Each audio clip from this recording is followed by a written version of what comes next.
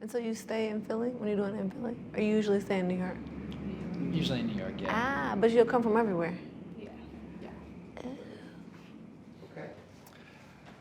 Good afternoon, everybody. Hi, I'm Sam from the Wild Music Institute at Carnegie Hall, and we're here in Philadelphia at the Verizon Hall in the Kimmel Center. And we're here with some musicians from NYO2 and also Esperanza Spalding, who's our special guest for our concerts this week with the orchestra. So thanks for joining us, Esperanza. My pleasure. And we're super excited that Esperanza is joining us for a concert here in Philadelphia tomorrow and in New York at Carnegie Hall on Thursday. But we just wanted to get to know each other a little bit, and I'll maybe pass it over to Imani. So I'm Imani from Fairfax, Virginia, and I play the violin. And my question is that you mentioned in the earlier Q&A that it wasn't initially your idea to do a collaboration with the orchestra. So we were wondering how involved you were in arranging all the pieces for orchestra and band. Right on. Well, a lot of the music we're doing here actually came from a performance of the San Diego Symphony. So I spoke on the phone with the arranger a lot, but he did all the orchestration. And as you can hear, a lot of what you're playing are sort of expanded parts that are already in the compositions. And the way I write tends to incorporate the arrangement that makes it to the final record, because I'm not a harmonic instrument player, so it's all contrapuntal to me. So particularly the three songs that are more rockin', those ones come from Emily's D+ Evolution. So he and I spoke about everything that happened in the arrangements in the record and what we did want, what we didn't, and then he invented around that. But once he started running for it, I trusted him, and we just played what he wrote. And as you heard today, there's some editing sometimes that's required because songs change over time. But this is really the only gig that I've done with my repertoire. So the other times I work with orchestra, it's been other people's repertoire, and I just don't say anything. I just show up and do my part.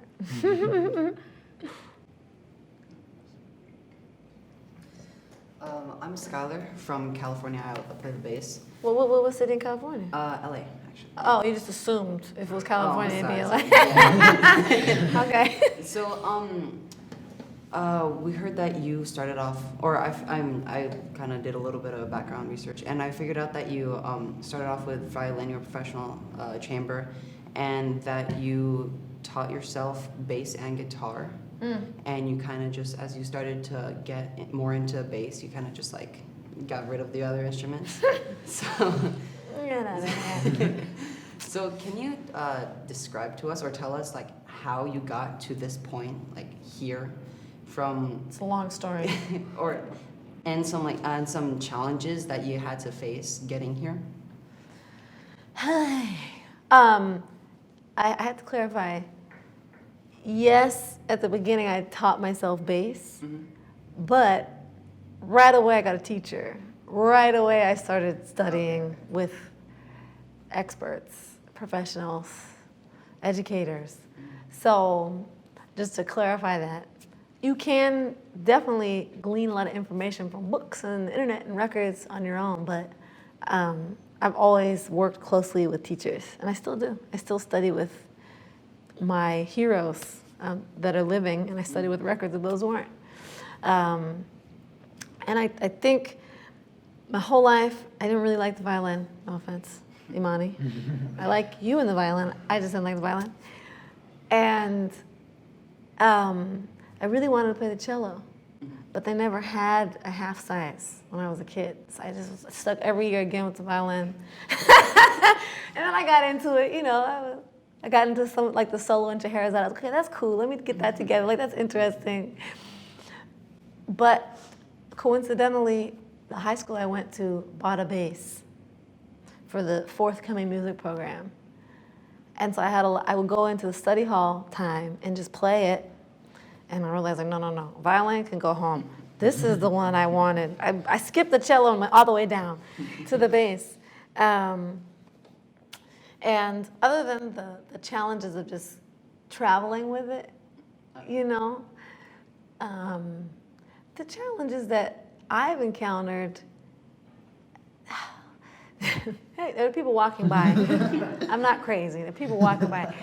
Have all been around finances sometimes, like not affording an instrument, trying to figure out how to get an instrument from where I lived to where I was going to college, repairing instruments, travel, but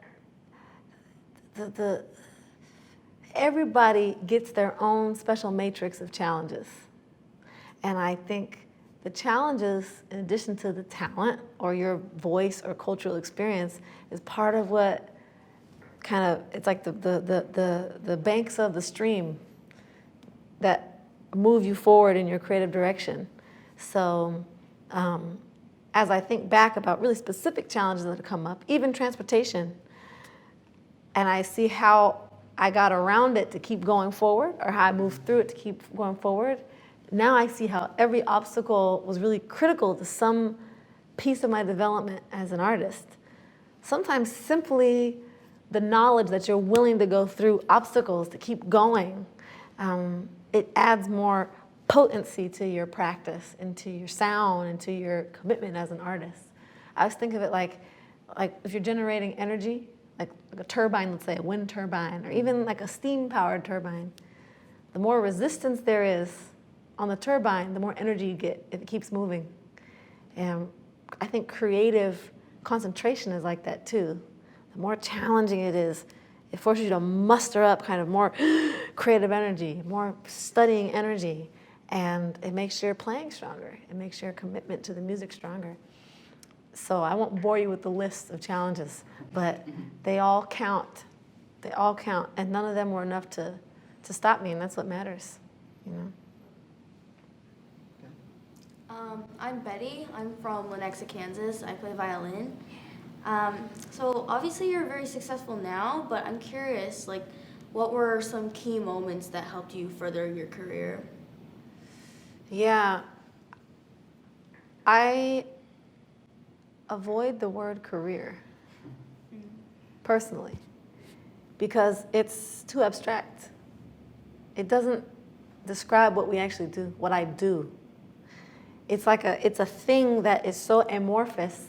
It doesn't do anything for me, and I don't know what to do for it. It's a word. It's a word that lives out in the ethers, and the idea of pursuing a career doesn't excite me artistically, or just as a human. So I don't deal with that word very much. But a life in music, making my living playing music, making my living writing, making my living singing, teaching. That adventure has been rocky sometimes. And the big kind of moments where the clouds parted were first getting a scholarship to go to Portland State University and study classical bass, Ken Baldwin and the other wonderful people in that department, and meeting Daryl Grant in the jazz studies department, which at that school I could only do as a minor. And then through Daryl Grant, finding out about Berklee College of Music, auditioning and getting a scholarship to go there. So those two events happened within about a year of each other, and those were really big stepping stones for me. So in Boston, I met some professional musicians, some that were based around the school and some that were coming through Boston, and they gave me my first gigs. So working with Patty Austin and Joe Lovano, really the first two major ones when I was a teenager, it was A, affirmation, like this is definitely what I want to do, for sure. And B, I was able to make a living, to start paying my bills doing that instead of doing 5 other jobs. Not really 5, that's an exaggeration, but you know, other jobs that didn't have to do with music, just 5. So that was a big stepping stone also. Like, oh, all this practicing and what I'm playing on this instrument is paying off, and it's wanted, that there's a place for me to play. Then, this comes again to obstacles again. So when I was living in Boston, I was just living, month to month, paycheck to paycheck, gig to gig. So I took every gig. I'm talking about every gig. Unless I was already booked, I would just say yes, because I had to work. Much to the chagrin of some band leaders, but anyway. So I was doing the most random-o gig ever at this place that used to be called the Zeitgeist. It doesn't even exist anymore. The Zeitgeist is gone. And it didn't even pay. But it was a duo gig. It was a free, like no money and playing free, duo gig. And at that gig, I met the owner of the first label that I signed to. So that's a good example of how obstacles can help. So just because I didn't have money, I took every gig. And taking every gig led me to that gig, which led me to the label, which led me to my manager, that then helped the thing fly from there. And most importantly, in the trajectory of being a professional musician, you just have to keep doing it. There's no playbook that you can study ahead of time, other than definitely practice, show up on time, and pay people fairly if you're ever a band leader. And read everything you sign thoroughly. And if you don't understand it, get some help. Other than those sort of like 4 basics, you have to just live it and make stupid mistakes and smart mistakes over and over and over again, and have a lot of accidental successes and hard-won successes. And little by little, you accumulate this understanding of how to kind of navigate as a grown-up, knowing what you want to do and finding the allies to support it. And of course, since we're performers, we're playing for audiences. And I think one of the great adventures and joys of playing creative music, once you get a little notoriety, is figuring out how to do what you want to do in a way that won't alienate audiences. That's been a fun challenge. Like, this is the freaky thing that I want to do right now. So how can I frame this in a way that you'll want to come see it and pay for it? And feel like, yeah, that was worth, $30 and 75 minutes of my life. So that makes me think of something that came up earlier about having your autonomy as an individual, but still figuring out how it plays into a larger whole. So I feel like as a deeply insubordinate critter that I am, and I don't like anybody tells me what to do, and I want to do my thing, and that's the end of the story. But realizing that you have to interface with other people who have their tastes and needs and et cetera. And playing music is a type of service. So that adventure of walking that line between, no, everybody can kiss my butt, this is what I'm going to do, and oh yeah, I need you. I need you to listen, I need you to hear me, and figuring out how to frame it, arrange it, present it, own it in a way that you can serve both those needs. It's really fun. And it's challenging, but it's really fun. I guess I can go next. I'm Nick. I'm from Louisville, Kentucky. Hey. I play the trumpet. And my question was about in a world that's increasingly, the music industry is being increasingly digitalized. What's your vision in bringing the general public and audience into the live music scene with jazz and classical music?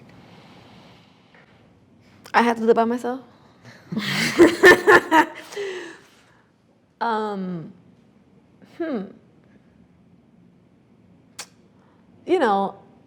There have always been ways of bringing music home after the performance is over. There's sheet music. I mean, we all have studied a form of music that theoretically originated, 500, 400 years ago? We still play scores from 100 years ago.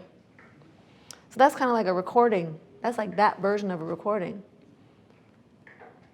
And I've heard that some musicians, some conductors can just sit at home and just read a score and hear it in their head. But they still go hear that music.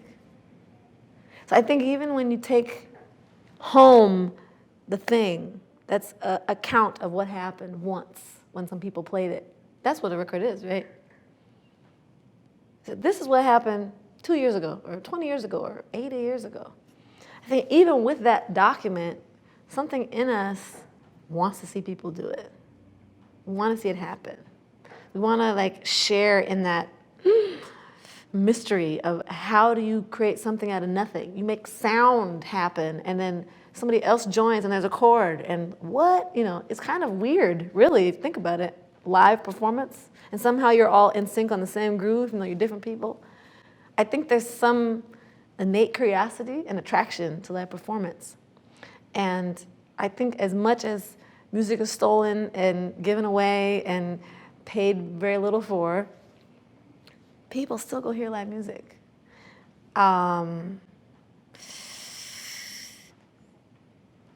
I'm gonna have to quote Pat Metheny.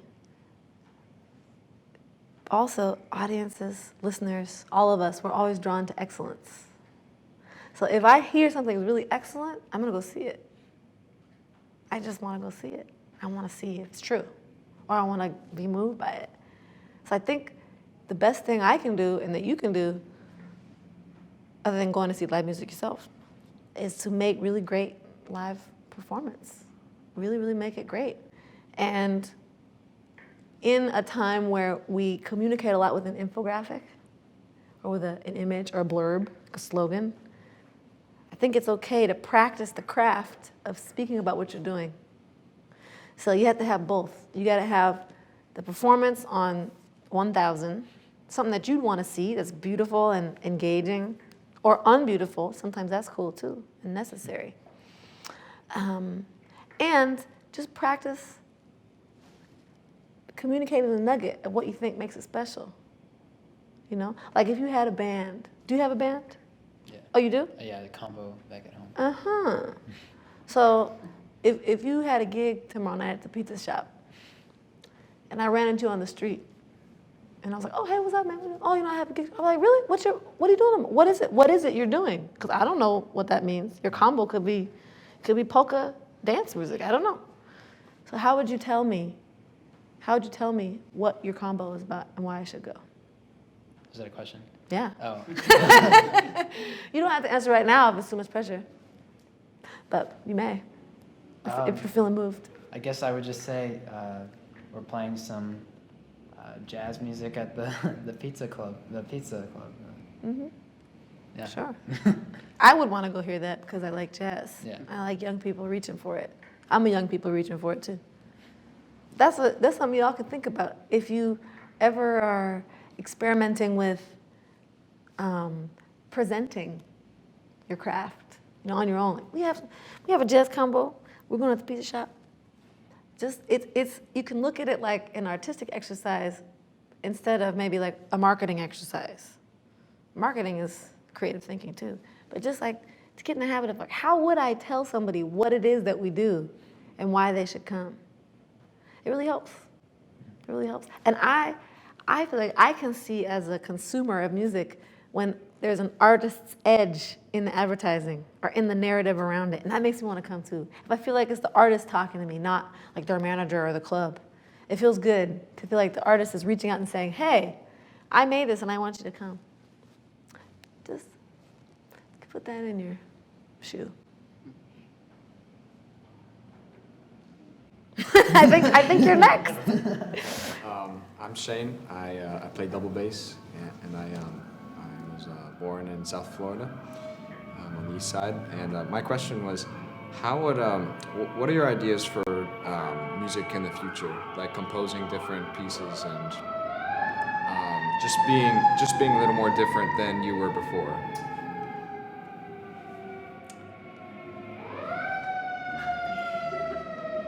It's an emergency. They're headed to the future right now. Just in case you were overwhelmed by the sound, could you say that again?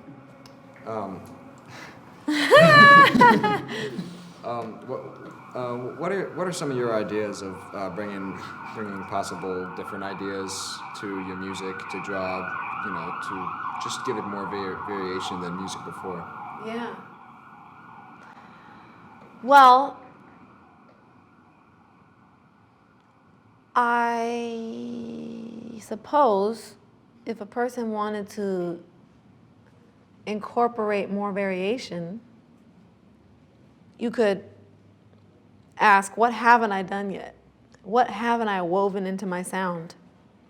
And you could make a conscious effort to incorporate like maybe a new rhythm or a new harmonic texture or new instrumentation or new tempo, new groove into either your own compositions or to the repertoire of a band. So I don't think about that per se when I'm writing. I'm just writing for either a gig I know I have to do or an ensemble of people that I want to play with. Or I'll have a question like, what does a band sound like if there's no harmonic instrument and there's just voices playing the chords or singing the chords, you know? So then that question will like lead to some music. But you're in the present and tomorrow you're gonna be in the future. And in a way, I don't think you have to worry about like propelling the music into the future because you doing it is propelling it into the future. That's it. That's enough. If you do it wholeheartedly.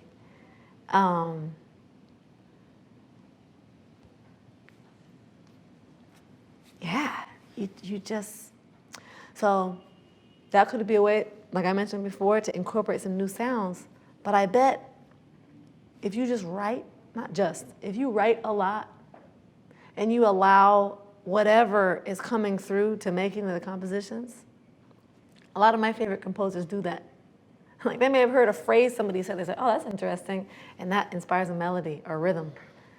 Or they're going for a harmonic progression and they hear something and they go, you know, technically that really doesn't make any damn sense of where I'm coming from, where I'm going, but you know what? I hear it, so I'm gonna make it work.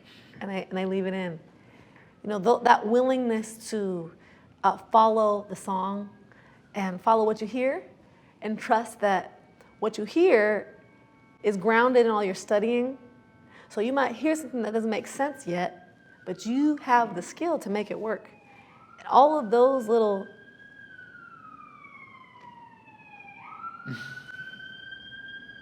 Another siren on Spruce Street.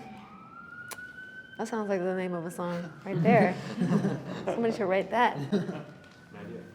Maybe that's your next song right there. All those little, I think, acts of courage help the music sound at least present. Hi, my name is Bella. I'm from Chicago and I play percussion. Hey.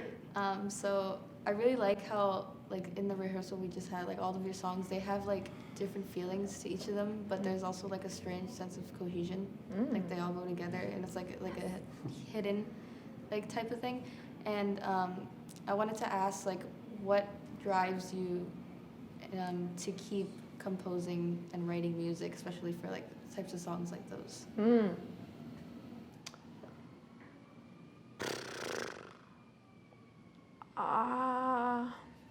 I don't know. I don't know what compels me. I don't know, man. But I do know I'm gonna let the siren pass.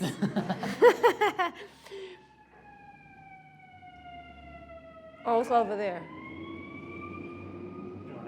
So that's something happening in that general direction. I hope everybody's okay. Esperanza, when did you start becoming a songwriter, or were you always writing music? Forever. Forever. Forever. Yeah. And like I do enough navel gazing as it is. Just I like to read about how our minds work and like, you know, how early childhood development affects who we are and like, you know, getting in touch with feelings versus thought versus conditioning. I do a lot of navel gazing and I love it and I highly recommend it. And somehow when it comes to music, I don't think a lot about the why of what I'm doing. I think a lot about the how. I had this idea, okay, how do I make that work? And so maybe that's what compels. Is for me, writing feels like a constant like Q&A with your imagination.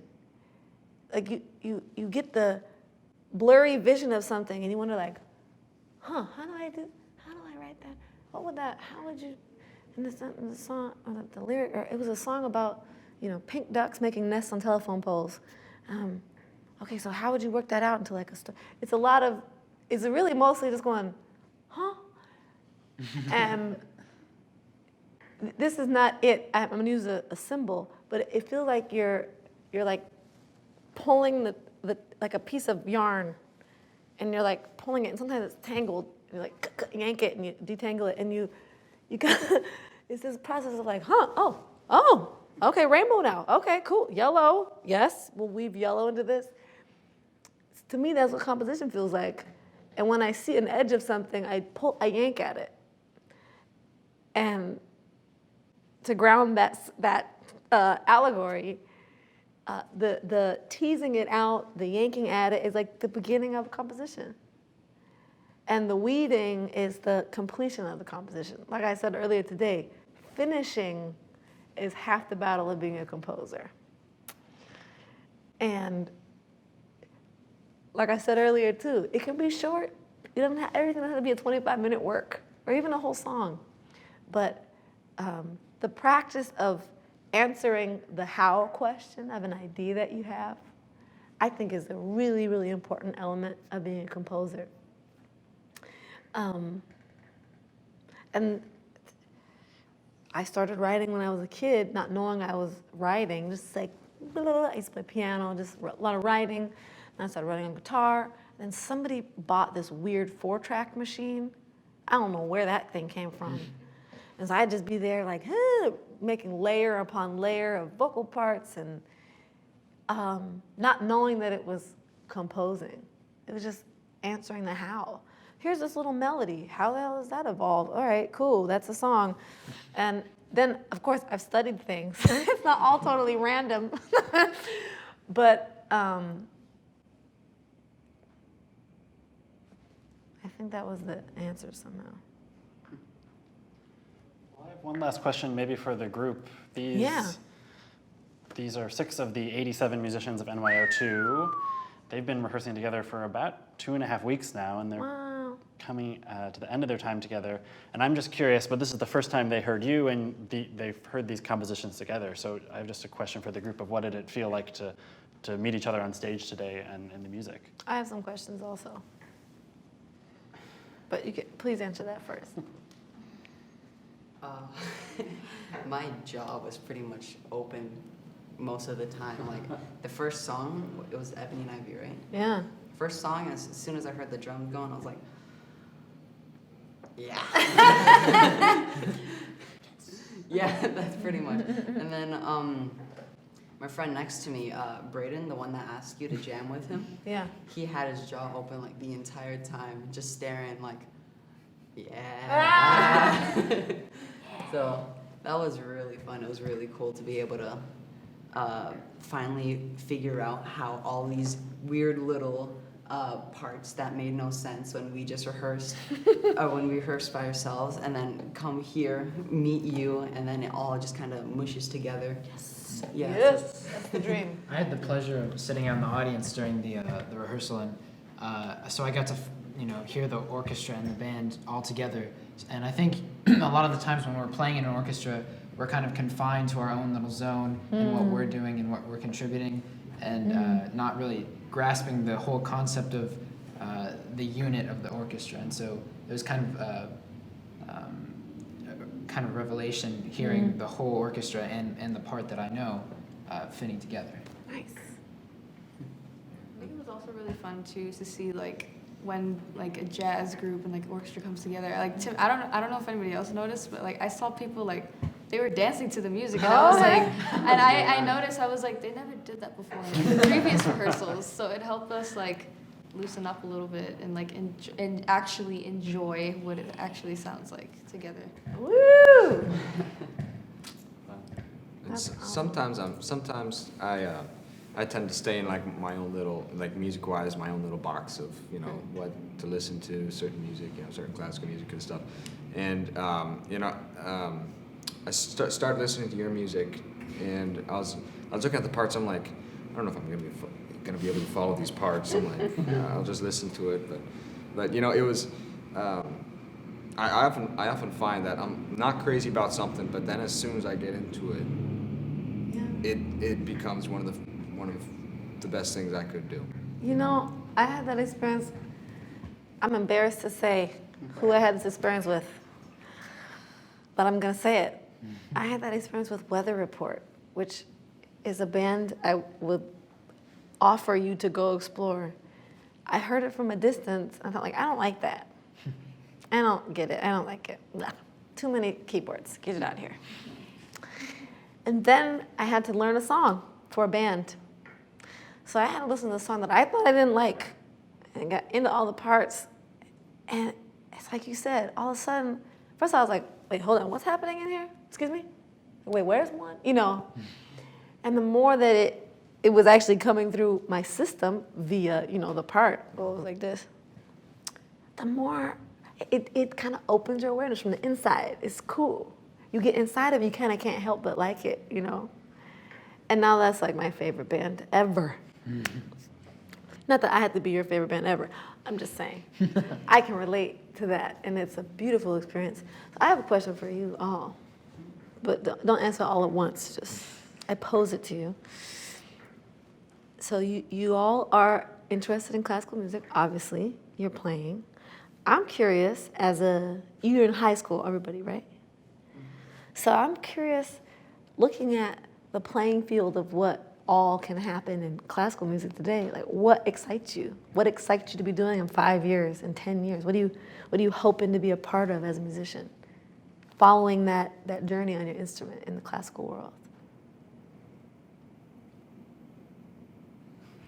Well, as a musician, like in the coming years, I hope to be like in a music school. I don't know whether it's a conservatory or just like a regular college studying music, but that's what I hope to do. Initially, for me, it was kind of, I just wanted to, you know, play in an orchestra as it was supposed to be and, you know, just play my part and go to rehearsals and all that and, you know, go to school for it. But the more that I have musical experiences such as this amazing opportunity, it opened up my my eyes to kind of that it's more important to be an artist than to be a musician. You know, rather to be your job, more to be your passion, I guess. It's a big responsibility to be a passionate artist. It is a job too. It is a job too. And I hear in what you're saying that this all can be here and what's outside. I think about probably last note, I think it was last year, I auditioned for, it was an all-national orchestra. It was like all-state, only it was all-national. And I didn't put my whole heart into it. I'm like, oh, okay. And I made it as an alternate. And my sister made it though. My sister plays cello and she made it in and she ended up getting a high seat. But I had to go and watch some of those rehearsals and I was watching and I was just thinking to myself like, why didn't, like, I could be in this orchestra, I could be totally playing this music. And from there on out, and that was last November, from there on out, I've just, the thing that's just been motivating me, I think I heard it from a car commercial, but. It all counts. It all counts. I think it was a Clint Eastwood quote. He said, "It doesn't matter what you do, just be the best at it." And I've watched a lot of videos of Gary Carr, Jeff Braditich, and these guys, and they're the best at what they do. And I said, I can do that. Somebody's got to do it. That can be me. That's beautiful. So that really just fuels my passion for music. That's beautiful. That sounds like a closing statement to me. Well, thank you, Esperanza, for your time, and thank all of you musicians. If all of you watching are interested in coming to see these guys play together, the concerts are tomorrow, Tuesday, July 18th, here at Verizon Hall in Philadelphia, and Thursday, July 20th, at Carnegie Hall in New York City. And we put the links here next to the video to check those out. So thank you all. Yes.